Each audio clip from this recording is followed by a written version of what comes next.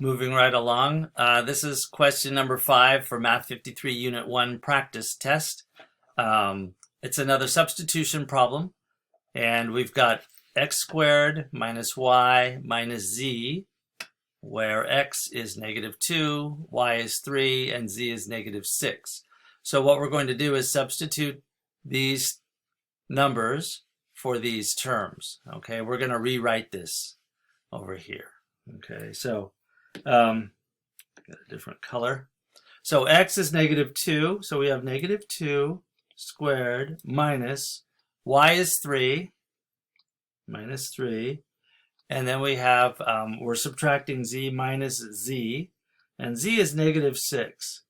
And this is a case where I recommend using parentheses around negative numbers so we can see which ones are the signs and which ones are the operators.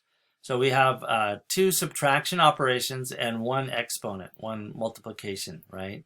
So if we remember our PEMDAS rules, we're going to have to start with that exponent, right? It looks like a 5. Addition or subtraction. Okay, so I just really recommend writing it out. It's a little extra step, but what you lose in time, you preserve in accuracy, and it's all about trying to get the answer right on your test. So -2 squared is the same as saying -2 times -2. When you multiply 2 negative numbers, or any numbers where the signs are the same, you're going to get a positive outcome. So -2 times -2 is +4. I'll just write it with the sign here.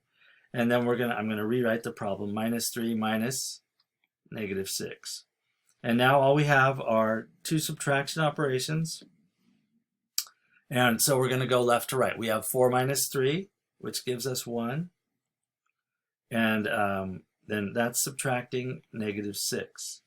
So we have 1 minus -6, and we were just talking about this in an earlier problem. When you're subtracting a negative, it's the same as adding a positive. So I would just write this out one more step. 1 plus 6, and that evaluates to 7. So that's our answer. And it's a lot of writing to get 7. But I think if you follow these steps and do 1 operation per line, rewriting each time, and use your parentheses around negative numbers, it'll be less confusing. That's what I recommend you try. So there are practice links in Canvas. Go ahead and click on those if you need more practice, or skip ahead to the next if you know how to do this already. Awesome.